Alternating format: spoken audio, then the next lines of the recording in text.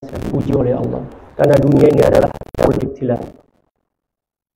Kita senantiasa diuji dan juga diuji, dicabar kalau dalam bahasa Melayu ya, sama ujian dan cabar.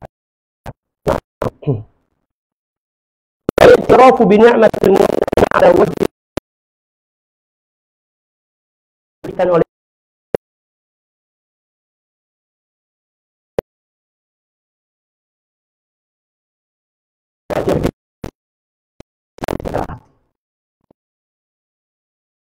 makin tunduk kepada Allah Subhanahu wa ta'ala. Allah. Dan nikmat itu terbagi menjadi 3. Yang pertama adalah an-ni'matud dunyawiyah, kas-sihhati wal 'afiyati wal mali wal hal. Nikmat kedua wal afiyah, harta dan lain sebagainya. Yang kedua adalah nikmat diniyah. Nikmat agamaan istilah kita ya. Kal amali shalih, kal amali billah. Contohnya ya amal, ilmu, takwa, ma'rifah kepada Allah. Dan yang ketiga adalah ni'mah ukhrawiyah, nikmat keakhiratan. Contoh misalnya katsawabi 'alal amali shalihil qalil bil 'ata'il jazil, yaitu amal sedikit tetapi balasannya berlipat ganda. Contoh misalnya sedekah, kalau dari guna moral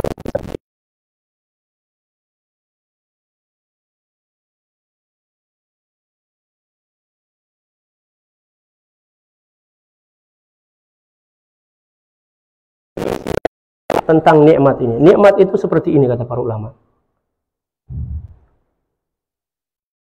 Nikmat itu adalah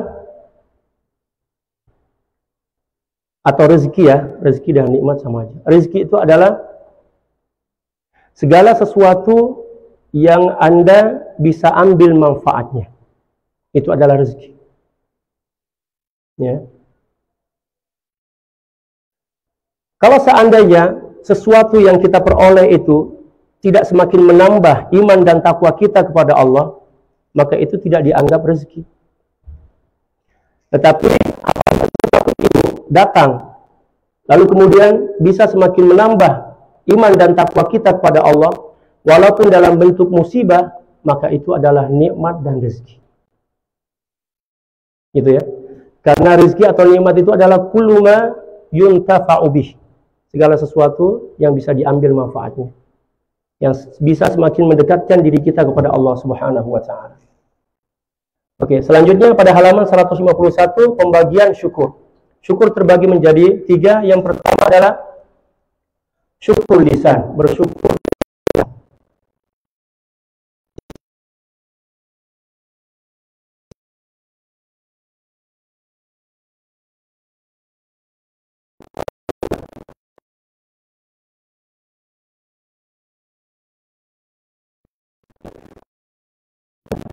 Juga di antara cara bersyukur dengan lisan adalah menceritakan nikmat itu kepada orang lain dengan tujuan bersyukur.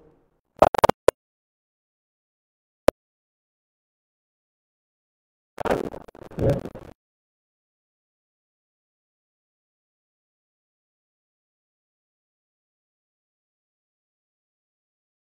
Dan caranya harus bagus.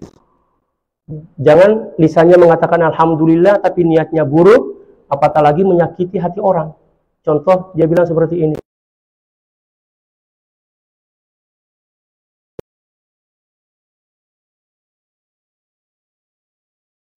Itu menyakit kepada seseorang yang sudah menikah puluhan tahun gak punya anak. Dia setiap tahun bertambah anaknya. Ya, ambil fotonya lalu kemudian diupload, cerita kepada laki. Baru 10, dia nggak bilang sudah 10, tapi baru 10 berarti mau nambah lagi.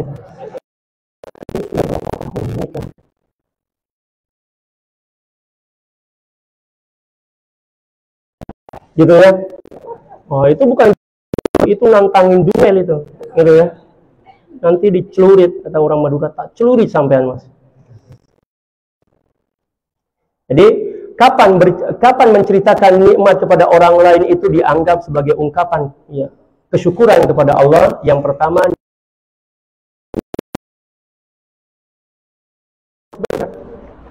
Jangan hanya niatnya bagus, tapi caranya nggak bagus. Yang nggak boleh seperti itu. Ya, kalau kita belajar siasat syariah itu kan ada satu kaidah politik ya, yang selalu disampaikan oleh para ulama, al-ghayatu la tubarrirul wasilah. Tujuan tidak menghalalkan segala cara. Walaupun tujuannya baik, ya caranya harus bagus. Ya, patuh syariat, beradab, bersopan santun, kayak gitu ya. Oke. Selanjutnya,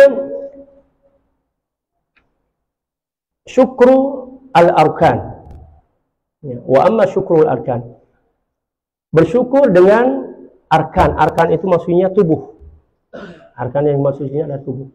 Yang dimaksud dengan ungkapan ini adalah ketika seseorang memperoleh tambahan nikmat dari Allah Subhanahu wa taala, setelah dia bersyukur dengan lisannya, maka akan semakin bertambah jugalah amal ibadahnya. Dan itulah yang dilakukan oleh baginda Rasulullah sallallahu alaihi wasallam, sehingga ya, baginda sallallahu alaihi wasallam pernah sholat tahajud itu sampai kaki baginda sallallahu alaihi wasallam memar-memar, bengkak. Kita pernah ya sholat sampai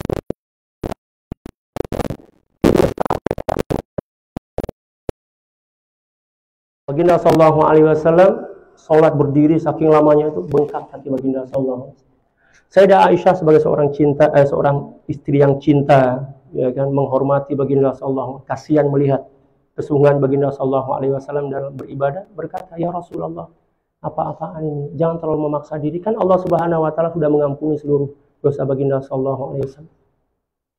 Lalu kemudian baginda sallallahu alaihi wasallam menjawab, "Afala akunu 'abdan syakura?" Apakah tidak pantas, kalau bahasa Melayunya, tidak patutkah saya untuk menjadi seorang hamba yang mencoba untuk mensyukuri nikmatnya?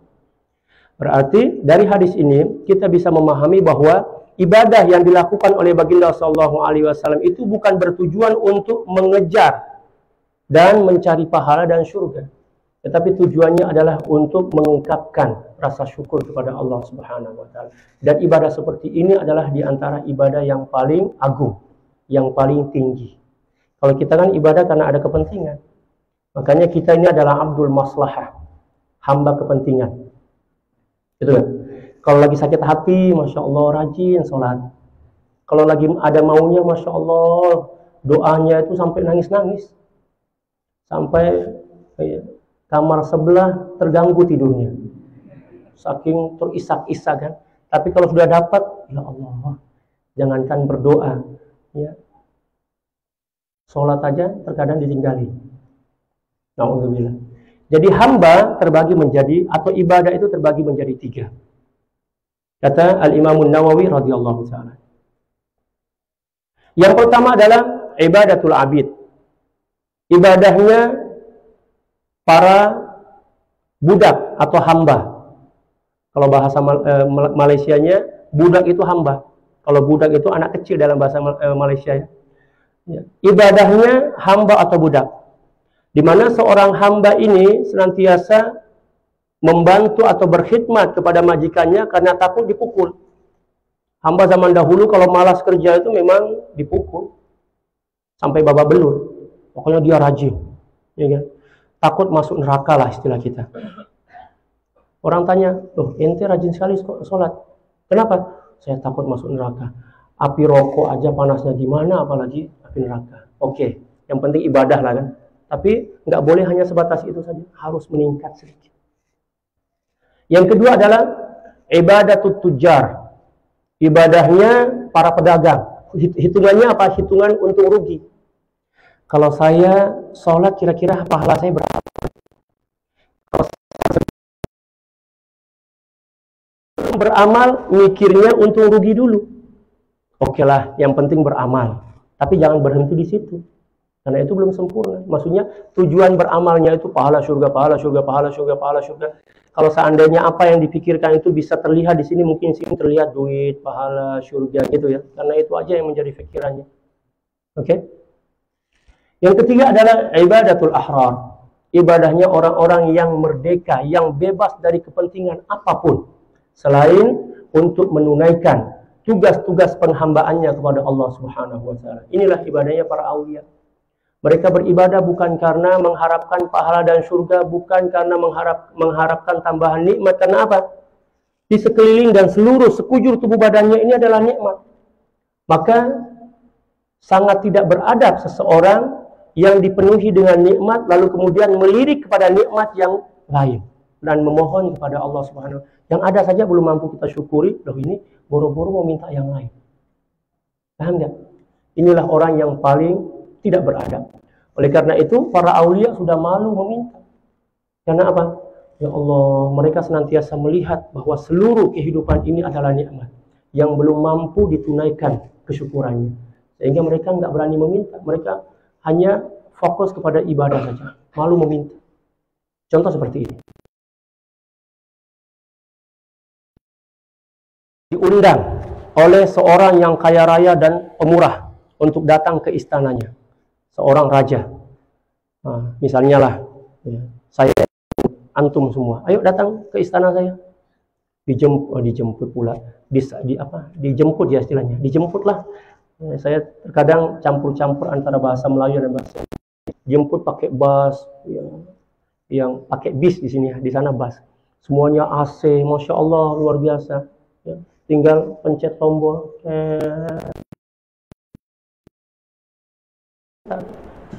kopi langsung datang, langsung minum. Bismillah. Itu ya, semuanya ada.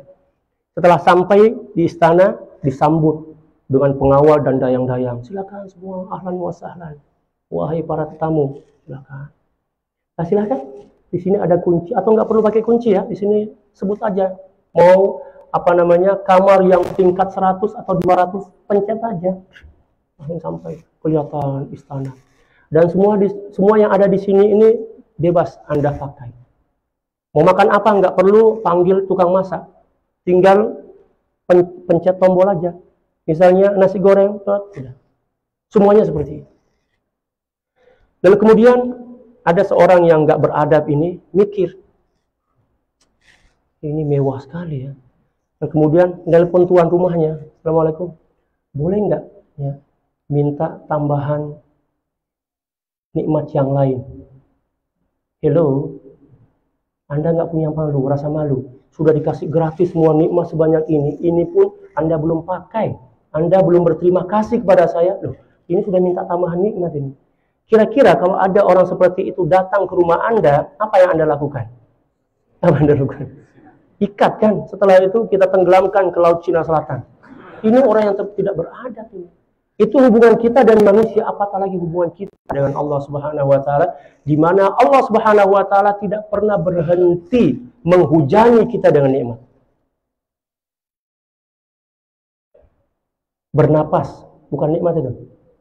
Kalau seandainya Allah berhitung atau perhitunganlah, dihentikan satu napas saja mati kita. Ya kan? Jadi kita nggak pernah jauh dari nikmat. Bahkan diri kita ini adalah nikmat. Di dalam diri kita ini penuh dengan nikmat. Wa in ta'uddu ni'matallahi la tuhsuha. Oleh karena itu, ibadah para aulia ini adalah ibadah sebagai ungkapan rasa syukur kepada Allah Subhanahu wa taala, bukan sebagai tujuannya bukan untuk meminta tambahan nikmat. Itu ya.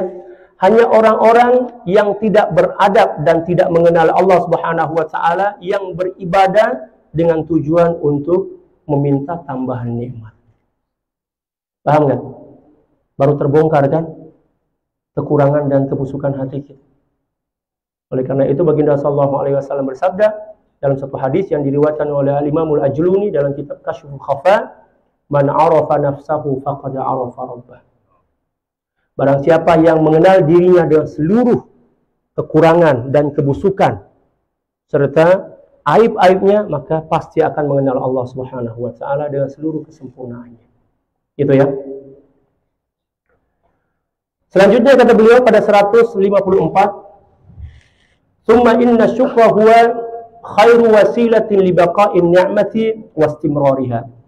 Dan sesungguhnya bersyukur kepada Allah Subhanahu wa taala adalah sebaik-baik wasilah atau perantara untuk mengekalkan nikmat dan juga untuk ya sama istimrar itu sama aja, mengekalkan dan juga memanjangkan ya waktu memanjangkan nikmat itu, maksudnya menambah nikmat itu. Ya, mengekalkan juga sama. Gitu ya. Jadi semakin banyak kita bersyukur kepada Allah Subhanahu wa taala, maka akan semakin bertambah dan terjaga nikmat.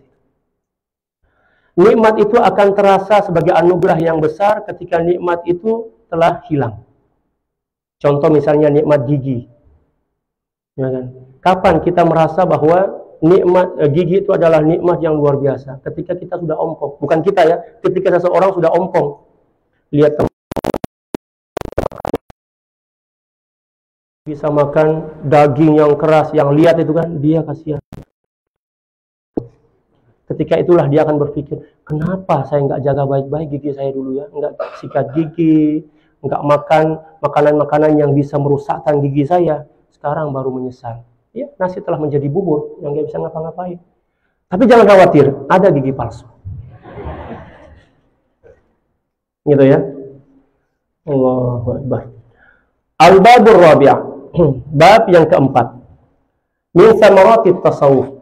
Ya, di antara buah atau hasil dari pengamalan tasawuf. Jadi hasil dan buah ini akan kita peroleh setelah kita menanam pohon. Kita rawat dengan baik.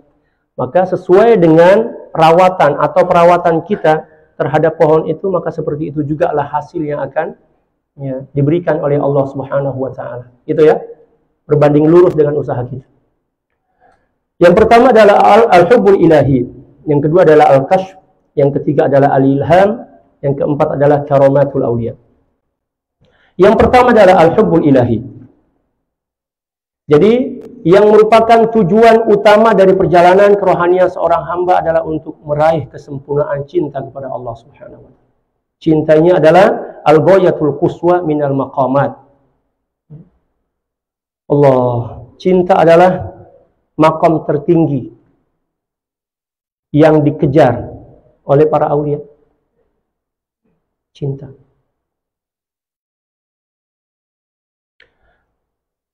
Cinta itu bukan isapan jempol ya, bukan ungkapan lisan. Cinta itu adalah rasa yang terpendam dalam hati, yang mana ketika cinta itu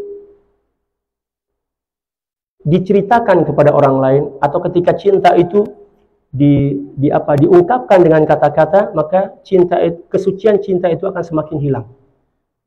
Oleh karena itu di kalangan para aulia, ketika cinta kepada Allah, mereka nggak pernah berani mengaku cinta kepada Allah. Bukan kayak kita. Kalau kita ini ngakunya minta ampun, saya cinta kepada Allah, saya cinta kepada Allah, kata malaikat, ente bohong, ente bohong. Karena cinta itu adalah pembuktian. Cinta itu adalah kesetiaan. Cinta itu adalah pengorbanan. Gitu kan? Kata Sayyidah Rabi'atul Adawiyah, "Lau kana hubbuka shadiqan la ata'tahu innal muhibba liman yuhibbu muti'u." Jangan ditulis untuk ini di WA nanti nih. Ya, "Lau kana hubbuka shadiqan la ata'tahu." Kalau seandainya cintamu itu tulus, ikhlas, jujur, la ata'tahu. Pasti kamu akan senantiasa tunduk dan patuh kepada Allah Subhanahu wa taala, bukan kepada yang lain. Innal muhibba lima yuhibbu muti'u. Karena sungguhnya seorang pecinta cintanya akan senantiasa tunduk dan patuh kepada. Jadi cinta itu pembuktian, bukan ungkapan kata-kata, tapi pembuktian kesetiaan, redha kepada Allah Subhanahu wa taala, dan tidak berpaling selain kepada Allah Subhanahu wa taala. Kalau ada orang yang mengaku cinta kepada Allah tapi dia beribadah kepada Allah ya, sambil melirik kepada pahala dan surga, berarti itu kepalsuan. Coba anda bayangkan. Ada seseorang yang mengaku cinta kepada Anda, setiap hari disamperin, kirimin WA, saya cinta kepada kamu, saya cinta kepada kamu. Lisannya seperti itu tapi matanya ke sana, saya cinta kepada kamu. Gimana itu? Iya. Sudah ambil sambal terus sembur ke matanya. Demikian juga kita kepada Allah, hati kita, ya Allah, itu pengkhianatan, dan itulah pendustaan yang paling buruk dalam dunia ini. Mengaku cinta kepada Allah dengan lisannya, tetapi hatinya tertuju menghadap kepada makhluk. Itu ya, tujuannya bukan Allah. Cinta itu kesetiaan, pengorbanan, kejujuran, ya. pengabdian, kayak gitu ya. Dan untuk meraih kesempurnaan cinta kepada Allah Subhanahu wa taala, maka jalannya adalah cinta kepada baginda sallallahu alaihi wasallam. Barang siapa yang tunduk dan patuh dan juga cinta kepada baginda sallallahu alaihi wasallam, maka sama halnya dia mencintai Allah Subhanahu wa taala. Allah Subhanahu wa taala berfirman, "May yuti'ir rasula faqad ata'a Allah." Barang siapa yang telah mampu tunduk dan patuh mencintai Allah sallallahu alaihi wasallam, maka sesungguhnya dia telah tunduk dan patuh serta mencintai Allah Subhanahu wa taala. Paham ya?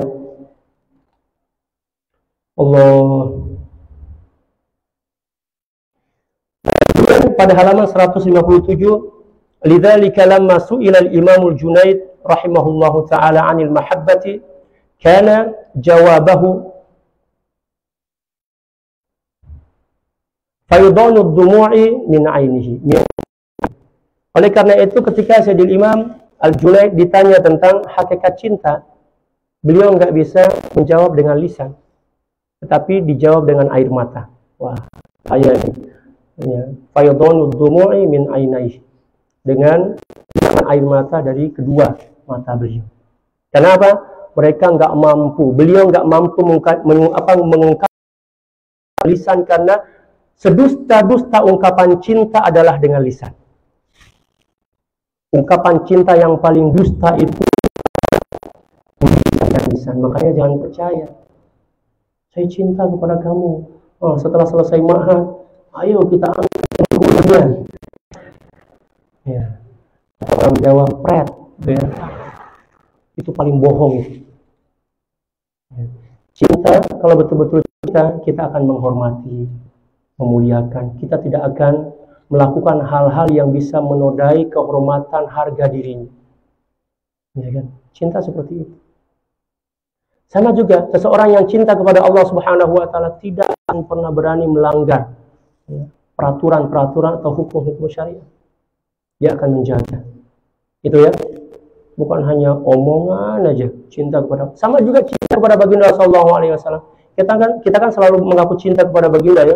Apalagi sambil maulidan Allah, Allah, Allah, tapi akhlak Anda Fir'aun. Gitu ya. Itu gimana itu? Itu cinta itu.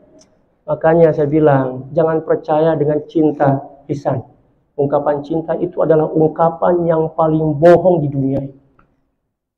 Makanya para aulia itu nggak pernah berani mengungkapkan cinta, rasa cinta kepada Allah itu dengan lisan. Mereka mengungkapkannya dengan apa? Ya, dengan pengabdian, dan ungkapan cinta yang paling jujur adalah air mata. Wow. Ya, faydanu ad-dumu'i min 'ainaihi. Allah.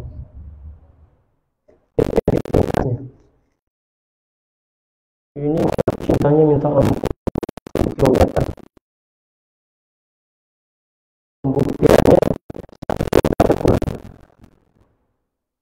Oke, pada halaman 160 itu ya. Al-asbabul muwarrisatu lil mahabbah. Sebab-sebab yang akan mewariskan cinta di dalam hati kita. Dzakara al-ulama min al-asbabil muwarrisati lil mahabbati umuran katsira wa ahammuha 10. Para ulama telah menyebutkan tentang sebab-sebab yang bisa mewariskan rasa cinta di dalam hati kita. Ya, dan sangat banyak ya. Wa ahammuha 10. Dan yang paling penting itu, yang terpenting dari seluruh sebab-sebab itu adalah 10. Ahaduha, yang pertama adalah qiraatul Qur'ani bitadabburi wat tafahumi lima'anihi wa ma urida bih. Yang pertama adalah membaca Al-Qur'an dengan tadabbur. Ya. Dan memahami makna-maknanya dan memahami sesuai apa yang dikehendaki oleh Allah Subhanahu wa taala. Jadi Al-Imam An-Nawawi radhiyallahu taala anhu berkata dalam kitab At-Tibyan fi Adabi Hamalatil Quran ketika menjelaskan tentang keistimewaan membaca Al-Quran, beliau mengatakan bahwa Al-Quran itu surat cinta dari Allah. Al-Quran adalah surat cinta dari Allah. Ketika Anda membaca surat cinta dari kekasih Anda, maka Anda akan menciumnya. Anda akan meresapi makna setiap kata dan huruf yang ada dalam surat cinta itu. Hanya cinta yang menyebabkan seseorang mampu memahami Al-Quran dengan sebenar-benar pemahaman. Bahasa Melayu itu ya. Dengan cinta. Kalau Anda mendapatkan surat cinta dari seseorang, ya, kalau zaman dahulu kami kan masih pakai ya, postman ya. Tok tok tok. Sultan Mujahidin. Apa ini? Wah, surat. Dari siapa? Dari orang tua. Bukan yang lain. Kalau dari kekasih kita baca, ya Allah. Ada orang yang mau lihat aja, kamu kenapa lihat surat saya? Sembunyikan. Betul nggak? Betul nggak? Kita ada rasa cemburu kan? Betul nggak? Lalu kemudian kita simpan di atas, kita cium. Baru bangun. Setiap perkataan yang ada dalam tubuh kita, pokoknya zauk atau rasa rasa bahasa surat cinta itu kita hafal sampai masuk dalam jiwa kita. Sehingga ya, kalau belum kita buka surat itu, hati kita sudah menyatu dengan surat cinta itu. Kata-kata yang ada di dalamnya kan. Kita gampang ngapalnya itu, sampai titik komanya dihafal itu. Kalau betul-betul cinta ya, kalau nggak cinta, cari yang lain lagi. Itu enggak? Demikian juga kita kepada Allah Subhanahu wa taala. Kata Imam Nawawi, Al-Quran itu surat cinta. Orang yang membaca Al-Quran dengan cinta, maka dia pasti mampu menyelami makna-makna dan rahasia-rahasia. Tetapi apabila seorang membaca Al-Quran dengan keterpaksaan, maka dia tidak akan pernah mampu untuk menyelami dan mengarungi, ya, merenangi. Menyelamilah lebih bagus, ya, rahasia-rahasia dan mutiara-mutiara hikmah yang ada di dalam. Makanya kita baca Quran, nggak tahu sudah berapa kali tamat, nggak paham-paham. Pertama karena kita bacanya itu kejar-kejaran. Pokoknya targetnya 1 bulan harus tamat, bulan Ramadan. Ya kan? Ternyata hari pertama aja, semangat, 1 juz. Besoknya, ya, lihat aja sudah bosan. Kenapa nggak ada cinta? Dan kata para ulama, apabila seorang ingin memahami dan juga menjiwai, meresapi makna isi kandungan Al-Quran, sebelum mencintai Al-Quran, cinta dulu siapa yang memiliki Al-Quran, yaitu Allah Subhanahu wa taala. Ya. Makanya di kalangan para aulia, ya, kalau kalian baca syarat-syarat mufassirin, ya, syarat-syarat seorang bisa menjadi ahli tafsir itu seperti yang dijelaskan oleh Sayyidil Imam Sayyidil Imam As-Suyuti, Abdurrahman As-Suyuti radhiyallahu ta'ala, ada 15. Syarat yang terakhir adalah ma'rifat Allah, mengenal Allah Subhanahu wa taala. Mengenal Allah berarti mencintai Allah. Kalau kita membaca ungkapan atau gubahan syair dari seseorang yang tidak kita kenal, kita tidak mencintainya, kita mungkin paham tapi nggak merasuk dalam hati kita, nggak menyusup masuk dalam hati.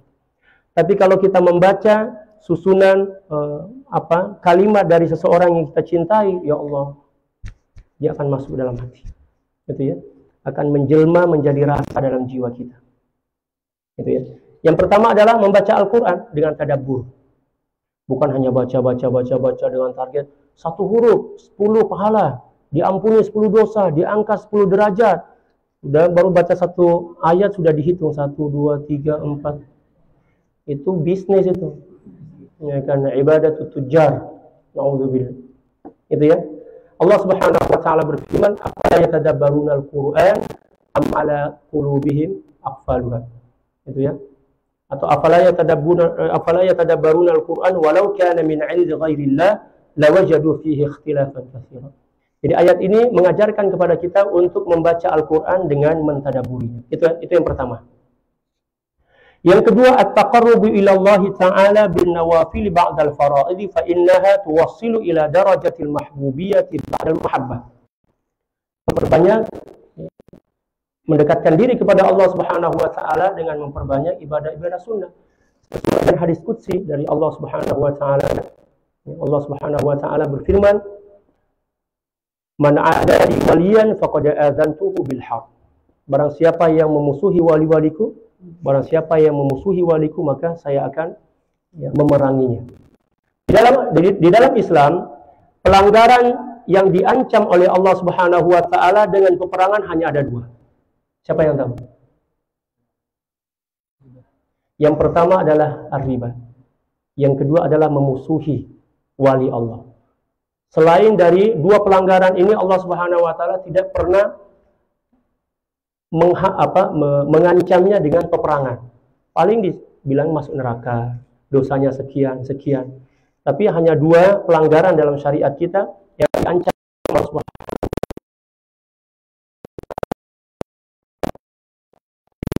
taala dan minallahi wa rasul.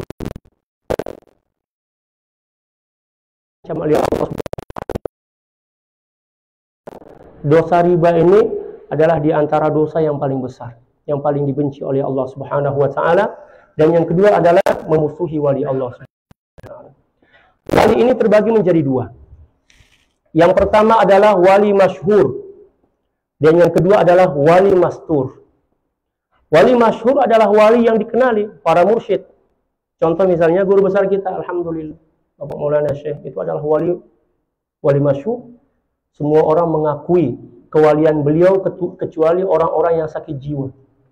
Betul? Kalau ada orang yang mengingkari kewalian beliau, di sini rumah sakit jiwa di mana ya? Selak Alas ya. Ya, kumpulin aja, setelah itu kita antar ramai-ramai ke gitu ya. Zahir sudah nampak nyata kewalian beliau. Di antara bukti karamah kewalian beliau yang tidak bisa dibantah adalah jumlah madrasah yang lebih dari 1000 buah yang merupakan cabang dari ya, madrasah induk. Itu karamah itu. Amin. Masya Allah, radhiyallahu ta'ala wa nafa'ana Allahu bihi. Itu ya. Yang kedua adalah wali mastur, wali yang tidak dikenali. Bahkan terkadang dia tidak mengetahui bahwa dirinya wali. Kenapa Allah Subhanahu wa taala nggak kasih tahu? Karena kalau dikasih tahu mungkin dia akan lompat karena kegirangan. Kalau mau lompat karena kegirangan, khawatirnya mati duluan. Makanya nggak dikasih tahu oleh Allah Subhanahu wa taala. Nah, kalau wali masyhur ini gampang kita tahu kan, tapi yang kita nggak tahu wali masyhur. Makanya hati-hati, jangan sampai menghina siapapun dari umat baginda sallallahu alaihi wasallam. Siapa tahu dia adalah wali mastur. Bahkan mungkin dia nggak tahu bahwa dirinya wali. Banyak seperti itu kan? Banyak wali seperti itu. Di antaranya antum. Ya. Wali mastur. Ya. Ya memanglah banyak golongan wali yang lain, wali band, ada wali kota juga. Ini wali Allah ya. Lalu kemudian dalam pembagian yang lain wali ini terbagi menjadi dua. Yaitu yang pertama ya waliut tamkin, yang kedua adalah atau wilayatut tamkin, dan yang kedua adalah wilayatut talwis. Yang pertama adalah wali, yaitu seorang wali yang memiliki keseimbangan antara hakikat dan syariat. Contohnya guru kita, alhamdulillah, ini adalah wali yang paling sempurna. Zahirnya terikat dengan syariat dan batinnya terikat dengan hakikat. Gitu ya. Yang kedua adalah wali talwis, yaitu seorang wali yang tidak seimbang antara syariat dan hakikat. Airnya terlalu banyak, gelasnya kecil, sehingga air yang ada di dalam gelas itu tumpah, yang menyebabkan kemampuan akalnya untuk menampung itu nggak ada, sehingga jadi gila dan diistilahkan dengan wali majzub. Wali majzub, diaman sekali itu. Para habaib itu yang wali majzub. Kelihatannya kayak orang gila, tapi gilanya bukan kayak gila kita. Gilanya itu karena gila kepada Allah, cinta kepada Allah. Kemudian pernah ditanya salah seorang guru dari guru kami, yaitu Sayyidil Imam Asy-Sya'rawi. Ya Syekh, menyebabkan atau apa hikmah Allah, apa hikmah Allah Subhanahu wa taala menjadikan antara wali-wali kata beliau seperti itu, untuk menjaga keseimbangan dunia. Karena banyak orang yang gila karena dunia, maka Allah Subhanahu wa taala juga menciptakan dan menentukan hamba-hambanya yang gila karena ya. Kalau seandainya yang ada hanya orang-orang yang gila kepada dunia dan tidak ada orang yang gila karena Allah, maka akan terjadilah kiamat. Karena tidak adanya keseimbangan antara dunia dan cinta kepada Allah Subhanahu wa taala. Itu ya. Wali majzub ini banyak. Di antaranya kalau di Jawa, wali majzub ini kita dilarang untuk meminta doa, dan wali majzub itu hanya diperbolehkan, kita diperbolehkan hanya untuk berkhidmat kepadanya. Kita nggak boleh minta doa karena dia kan maslubul aql, hilang akalnya. Nanti kita minta doa ini didoakan yang lain, bahaya karena dia nggak ada akal. Hatinya sudah dipenuhi oleh cinta, seperti Majnun Laila.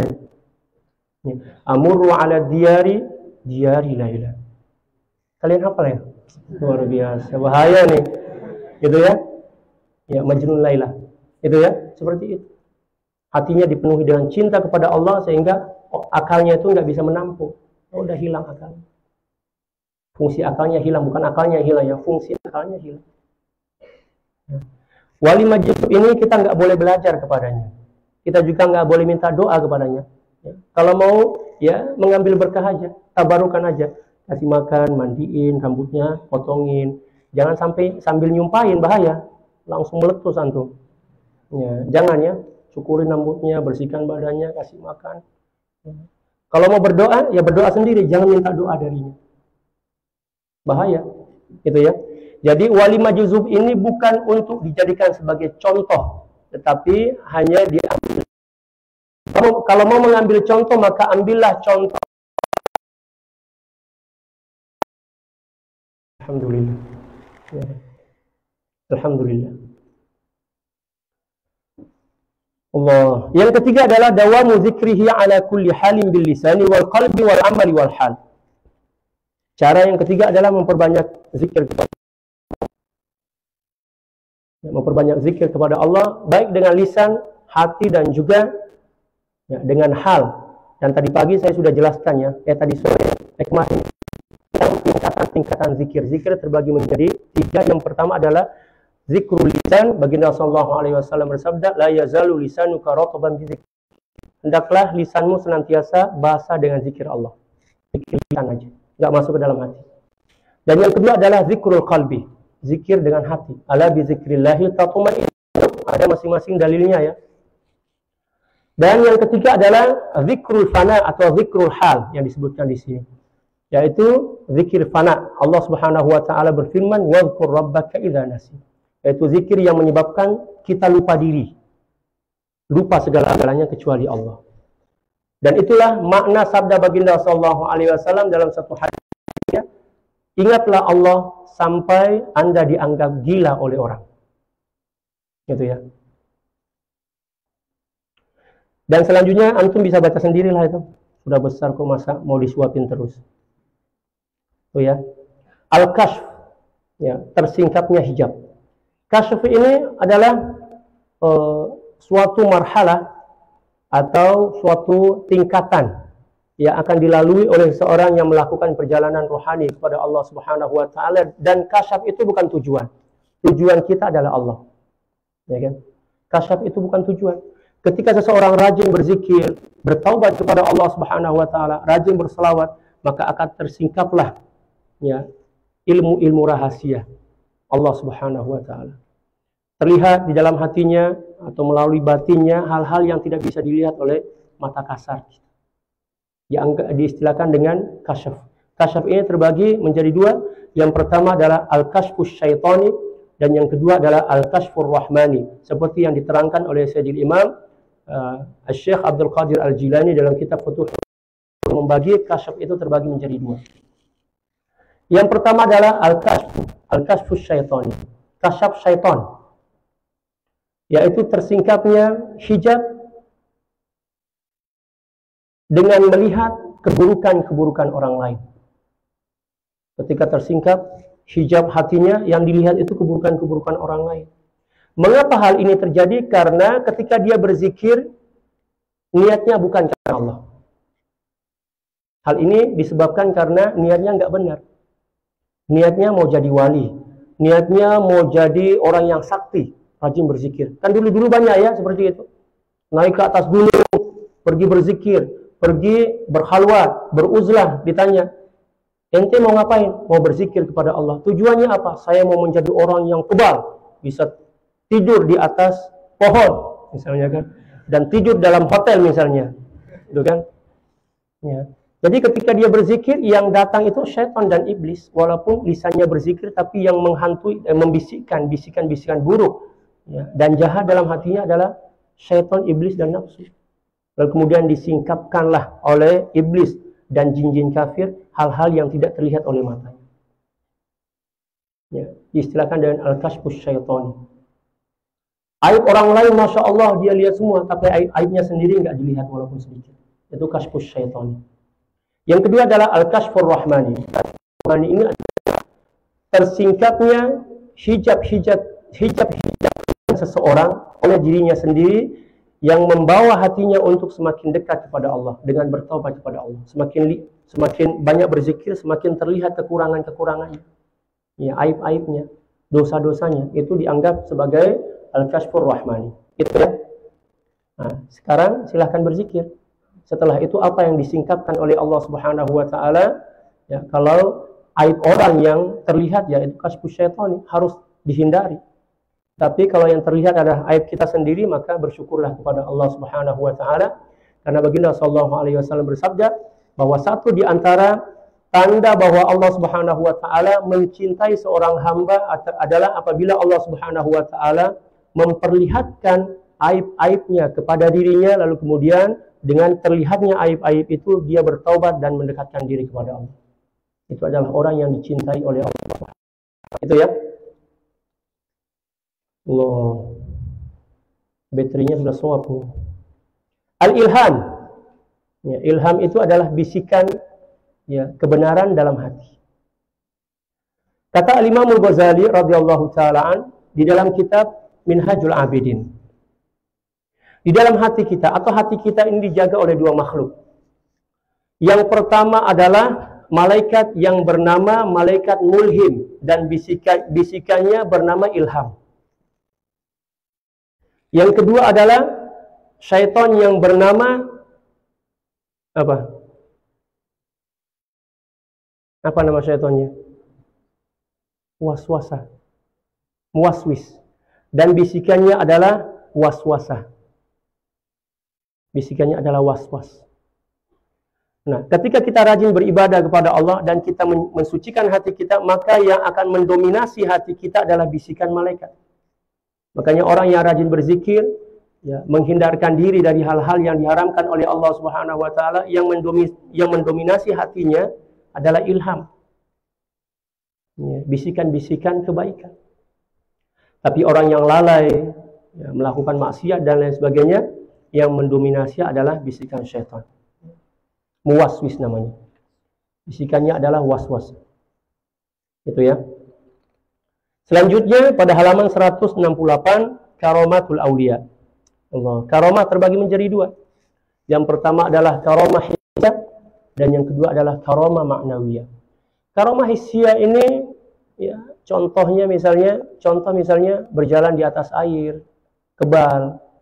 Ya, itu adalah bagian dari karomah yang Allah Subhanahu wa taala berikan kepada para aulia untuk, ya, menjaga dan memelihara mereka. Seperti yang terjadi pada Wali Songo. Cerita-cerita dalam Wali Songo itu kan, ya, karomatul aulia, hissian, secara hissi. Tapi itu karomah yang paling rendah. Ya. Karomah yang paling tinggi adalah karomah ma'nawiyah. Ya. Apa itu karomah ma'nawiyah? Al-istiqamah. Istiqamah dalam beribadah kepada Allah. Istiqamah dalam melakukan taat kepada Allah Subhanahu wa taala. Makanya para ulama mengatakan al-istiqamatu khairu min alfi karamah. Istiqamah itu lebih mulia dibandingkan 1000 karomah hissiyah. Ini perbandingan antara karomah hissiyah dan ma'nawiyah, ya. Paham ya? Ungkapan tadi itu adalah membandingkan antara karomah hissiyah dan ma'nawiyah. Gitu ya. Itu juga karomah. Ya. Al-istiqamatu khairu min alfi karamah. Bahkan ada di antara para ulama yang mengatakan al-istiqamatu hiya ainul karamah. Hakikat, ya, karamah itu adalah istiqamah.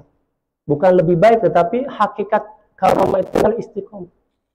Kalau kita baca sejarah dan kita mendengarkan cerita-cerita guru-guru kita tentang Bapak Maulana Syekh, ya, dalam keistiqomahan beliau mendidik, mentarbiyah, dan juga mengajar luar biasa.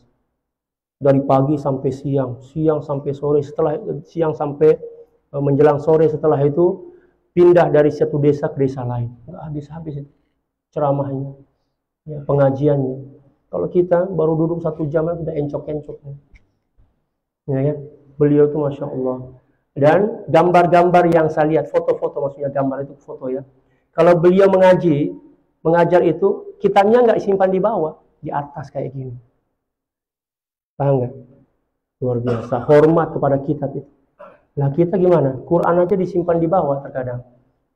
Dilangkah-langkahi, oh nggak boleh. Itu bertentangan dengan adab.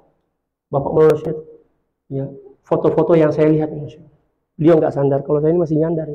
Saya kan bukan Bapak Maulana Syekh. Belum nggak. Kalau si kita, beliau begini. Allah berjam-jam seperti itu. Ya, itu adalah salah satu di antara adab yang tidak semua orang mampu melakukannya. Gitu ya. Masya Allah, radhiyallahu ta'ala. Kayaknya sudah habis itu. Alhamdulillah. Ya, cukup sekianlah pengajian daurah kita. Semoga diberkahi oleh Allah Subhanahu wa taala. Pada halaman 184 di situ ada susunan kalimat yang perlu, nggak salah sih, tapi ya kurang tepat ya. Ya, bacaan sholawatnya situ. Wassallallahu ala sayyidina Muhammadin, ya, abdihi, bukan abdika ya. Abdihi wa rasulihi an-nabiyil ummi wa ala alihi. Gitu ya, bukan abdika. Kalau mau ditetapkan abdika juga boleh, tetapi ala sabilil iltifat, dari dhamir ghaib ke mukhatab, gitu ya. Dari apa? Kaidah nahunya. Sebenarnya di sini abdihi wa rasuli. Wallahu a'lam. Alhamdulillahirabbil alamin. Telah selesai daurah kita selama 3 hari, dan semoga daurah ini menjadi awal dari langkah perjalanan kita menuju kepada Allah Subhanahu wa taala untuk mengenal dan mencintainya, dan semoga daurah-daurah selanjutnya masih bisa kita lakukan, kita lanjutkan ya, maksudnya ya, dengan izin Allah Subhanahu wa taala. Setelah ini mungkin nanti kita akan bicarakan ya kitab apa yang akan kita daurahkan, dan mudah-mudahanlah salah satu di antara kitab yang sedang ditulis bisa segera dicetak, yang agak sedikit tipis ya. Saya membuat satu kitab yang mudah-mudahanlah bulan depan bisa dicetak, dan nanti kita bicarakan ya, mau didaurahkan di sini atau enggak, ya, terserah kepada kalian lah. Tapi saya tetap membuka ruang, ya, kesempatan untuk berbagi ilmu dengan kalian, gitu ya. Wallahu a'lam bishawab. Subhanaka la ilma lana illa ma 'allamtana innaka antal alimul hakim wa la haula wa la quwwata illa billahil aliyyil azim. Dan selanjutnya adalah pengijazahan dari kitab ini. Nanti ya. Oke, alhamdulillah, sebelum saya ijazahkan kitab ini telah kami terima ijazahnya qiraatan, dengan membaca, bukan hanya menerima ijazah. Alhamdulillah al-faqir baca di hadapan guru, ya, kata per kata, ya kan? Alhamdulillah kami terima ijazah kitab Haqaiq dan Tasawuf, kitab aslinya ini kan mukhtasarnya ya, dari guru kami Maulana Syekh Asy-Syarif Yusuf Muhyiddin Al-Bakhuri Al-Hasani Al-Husaini radhiyallahu ta'ala, yang merupakan seorang ulama yang berasal dari Lebanon, ya, dan juga keturunan baginda Rasulullah sallallahu alaihi wasallam dari 2 jalur ya, dari jalur Sayyidina Al-Hasan dan Sayyidina Al-Husain radhiyallahu ta'ala anhuma wa anil jami'. Dan beliau juga adalah merupakan murid dari Sayyidil Imam As-Sayyid Muhammad Alawi Al-Maliki, ya, Al-Hasani radhiyallahu ta'ala an, dan juga murid dari beberapa ulama, diantaranya adalah Sidi Syekh Abdul Qadir Ahmad As-Saghaf, ya, dari Madinah. Demikian juga ulama-ulama yang lain yang mungkin tidak perlu saya sebutkan karena waktu kita terlalu sempit. Dan beliau menerima sanad atau ijazah kitab ini langsung dari pengarangnya, yaitu guru mursyid beliau yang bernama Sayyid Imam Syekh Abdul Qadir Isa Al-Halabi Al-Husaini radhiyallahu taala. Dan dengan demikian saya ijazahkan kepada antum semua ya, kitab Haqaiq An-Tasawuf dan juga kitab Mukhtasar An Haqaiq At-Tasawuf sebagaimana yang telah diijazahkan oleh guru kami kepada kami yang sanadnya bersambung kepada pengarang kitab Haqaiq An-Tasawuf. Apa kalian menerima? Ya. Alhamdulillah. Al-Fatihah. A'udzubillahi minasyaitonir rajim. Alhamdulillahirabbil alamin arrahmanir rahim maliki yaumiddin. إياك نعبد وإياك نستعين اهدنا الصراط المستقيم صراط الذين أنعمت عليهم غير المغضوب عليهم ولا الضالين. أعوذ بالله من الشيطان الرجيم بسم الله الرحمن الرحيم الحمد لله رب العالمين والصلاة والسلام على المبعوث رحمة للعالمين سيدنا محمد وعلى آله وصحبه أجمعين. لا إله إلا أنت سبحانك إنا كنا من الظالمين. ربنا ظلمنا أنفسنا وإن لم تغفر لنا وترحمنا لنكونن من الخاسرين. ربنا آتنا من لدنك رحمة وهيئ لنا من أمرنا رشدا. ربنا آتنا في الدنيا حسنة وفي الآخرة حسنة وقنا عذاب النار. وصلى الله على سيدنا محمد وعلى آله وصحبه وسلم. الحمد لله رب العالمين. الفاتحة. أعوذ بالله من الشيطان. الحمد لله رب العالمين. إياك نعبد وإياك نستعين.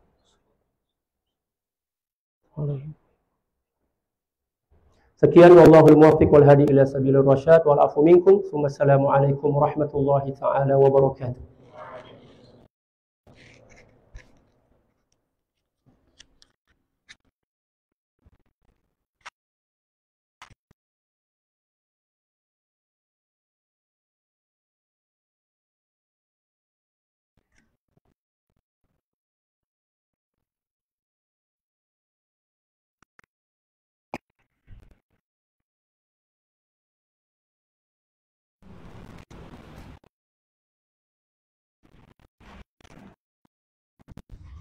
Isn't it?